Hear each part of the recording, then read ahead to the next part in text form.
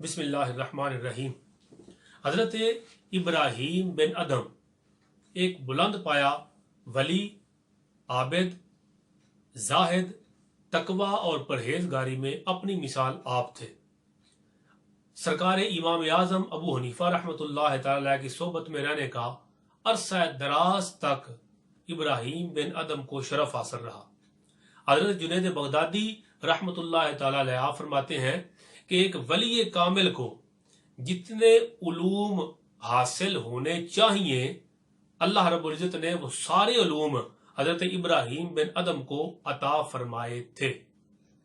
इब्राहीम बिन अदम रहमतुल्लाह तआला अलैह की सीरत तैयबा का वाकया जिसे शेख अत्तार ने तज़किरातुल औलिया में नकल किया, वो हजरत इब्राहीम बिन अदम की अपनी जुबानी मैं अर्ज करता हूं।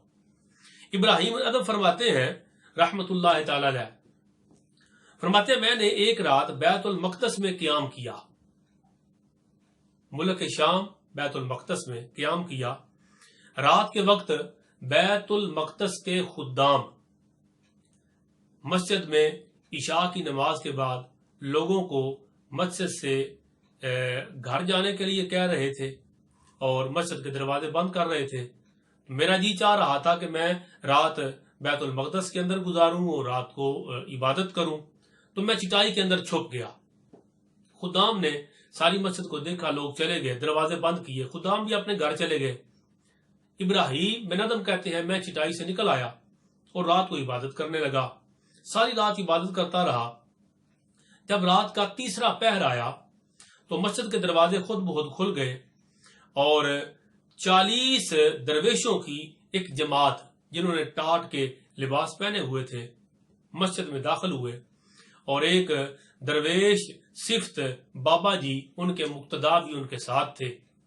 मस्जिद में आए, मैं दोबारा चटाई में छुप गया। बाबा जी मुसल्ला इमामत पे खड़े हुए, बाकी 40 लोग पीछे खड़े हुए। उन्होंने नमाज अदा की। नमाज अदा करने के बाद जब सारे बुजुर्ग मस्जिद में बैठ गए तो जो मुक्तदी बुजुर्ग थे 40 की जमात में से एक ने अर्ज किया बाबा जी की खिदमत में कि हुजूर आज हमारी जमात के अलावा भी एक बंदा मस्जिद में मौजूद है। शाह कामल ने जवाब दिया हाँ, उसका नाम इब्राहीम बिन अदम है और उसका हाल ये है कि 40 रातें गुजर गई उसे इबादत और रियाजत करते, मगर उसे इबादत में लुत्फ नहीं आ रहा। जो इबादत की लज्जत है, जो इबादत की हलावत है, जो इबादत का कैफ और सुरूर है, वो इब्राहीम बिन अदम को हासिल नहीं। उसका हाल ये है। इब्राहीम बिन अदम कहते हैं सोचा कि मेरी बातें हो रही हैं और मैं चिटाई में छुपा हुआ हूं। मैं कैसे छुपा हुआ हूं? चिटाई से बाहर निकला, बाबा जी की खिदमत में आया, आपको अर्ज किया बाबा जी अगर आप ये जानते हैं कि आपकी जमात के अलावा कोई बंदा मस्जिद में छुपा हुआ है और आप ये भी जानते हैं कि वो इब्राहीम बिन अदम है और आप ये भी जानते हैं कि 40 रातें गुजर गई उसे इबादत करते हुए, मगर उसे इबादत की हलावत, इबादत की लज्जत और इबादत में कैफ और सुरूर नहीं मिल रहा, तो खुदा के लिए बाबा जी मुझे ये भी इरशाद फरमा दें कि मेरी इबादत का नूर कहां गया, मेरी इबादत की लज्जत कैसे खत्म हो गई और मुझे अब इबादत के अंदर मजा क्यों नहीं आता। बाबा जी ने कहा इब्राहीम याद कर, तुम 40 दिन पहले मक्का मुकरमा से मस्जिद अक्सा की तरफ रवाना हुए थे। मक्का शहर से निकलते हुए तुमने एक छाबड़ी वाले से खजूरें खरीदी थी सफर में खाने के लिए। इब्राहीम बिन अदम कहते हैं जी हुजूर मैंने छाबड़ी वाले से खजूरें खरीदी थी। बाबा जी कहते हैं उन खजूरों में से एक खजूर नीचे भी गिर गई थी छाबड़ी से तोलते हुए। इब्राहीम बिन अदम कहते हैं जी हुजूर नीचे गिर गई थी। बाबा जी कहते हैं इब्राहीम तुमने वो खजूर उठा के खा ली थी? जी बाबा जी खा ली थी। वो कहते हैं बेटा वो खजूर तुम्हारी नहीं थी, वो छाबड़ी वाले की थी। वो छाबड़ी वाले की खजूर, छाबड़ी वाले का माल जिस दिन से तुम्हारे पेट में गया है اس دن سے تمہاری عبادت کی لذت جاتی رہی۔ وہ مال حرام نہیں، مال مشتبہ ہے، مشکوک مال ہے، حرام نہیں، وہ مشکوک مال ہے۔ جس کے پیٹ میں مشکوک اور مشتبہ مال چلا جائے، اگر اس کی عبادت میں لذت نہیں رہتی، اسے نماز پڑھنے میں سکون نہیں ملتا، اس کا مسجد میں دل نہیں لگتا، اور اس کا مسجد وہ جانے کا اس کا جی نہیں چاہتا۔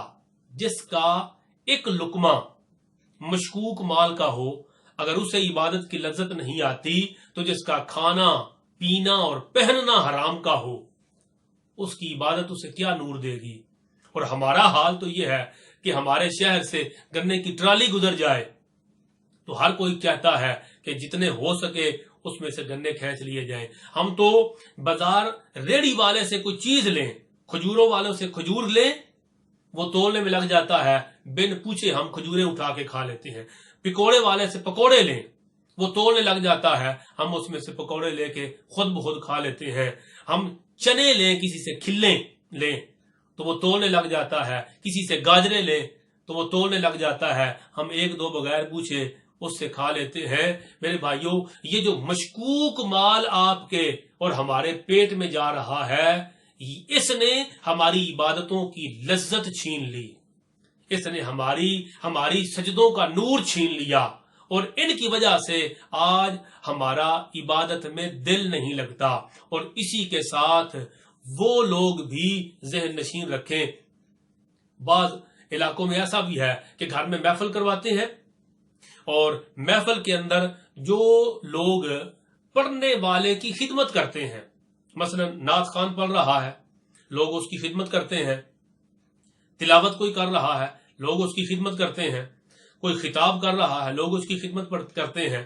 تو بعض جگہ پر ایسے ہے کہ جب محفل ختم ہو جاتی ہے تو وہ سب لوگوں کی خدمت جمع کرتے ہیں اور ان پیسوں کو اگلی محفل کے لیے سنبھال رکھتے ہیں کہ جب اگلی محفل ہم کروائیں گے اس میں ان پیسوں کا لنگر پکا دیں گے۔ او اللہ کے بندو، وہ پیسے تو تمہارے تھے ہی نہیں۔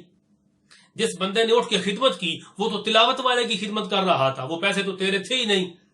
جس بندے نے خدمت کی اس نے تو نعت پڑھنے والے کی خدمت کی، وہ پیسے تو تمہارے تھے نہیں، تم نے کیوں سنبھال لیے 11ویں کے نام پر اور دیگے پکانے کے اور صدقہ و خیرات کرنے کے نام پر؟ وہ پیسے تو تمہارے تھے نہیں۔ خطاب کرنے والا خطاب کر رہا تھا، لوگوں نے اس کی خدمت کی، تم نے پیسے جمع کیے اور گھر میں رکھ لیے۔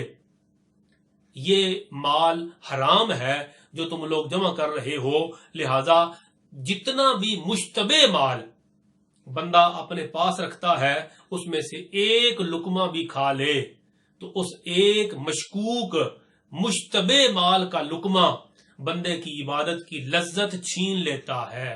آئیے، اگر ہم چاہتے ہیں ہماری عبادت میں نور پیدا ہو، اگر ہم چاہتے ہیں ہماری عبادت میں لذت، حلاوت، کیف اور سرور، چاشنی اور مزہ آئے نماز پڑھنے کا، تو پھر اپنے لقموں کی طرح متوجہ ہوں کہ کہیں ہمارا لقمہ مشتبہ یا حرام مال سے تو نہیں ہے۔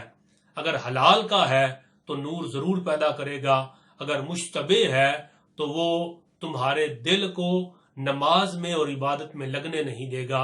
اللہ رب العزت ہمیں عبادت کرنے کی توفیق عطا فرمائے اور عبادت کی لذت اور نور نصیب فرمائے، آمین۔ وما علینا الا البلاغ المبین۔